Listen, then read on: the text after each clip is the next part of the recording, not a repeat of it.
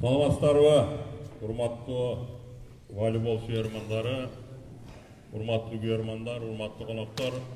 Мен бүгүн сиздердин бардыгыңыздарды чын жүрөктөн бүгүнкү чоң Кыргызстанда өтүп жаткан волейбол майрамы менен куттуктайм.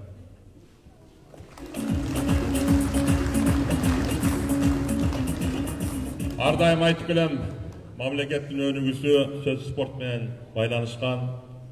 Биздин мамлекетибизде спорт акыркы жылдары кандай деңгээлге өнүгүп атат, анын бардыгыңыздар өзүңүздөр көрүп атасыздар.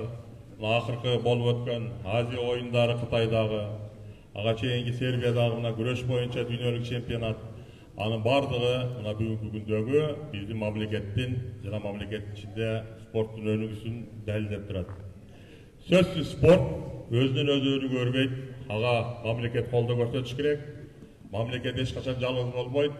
Биздин инвесторлар, биздин мындай тыныч агайындарга окшогон жакшы ишкерлерибиз өздөрү өз салымын кошуп, биздин айрыкча мына бүгүнкү күндөгү волейболдун өнүгүшүнө чоң салым кошуп отурат. Ошондуктан мен тыныч агайыңыздарды дагы бир кол чабуу менен куттуктап коелу.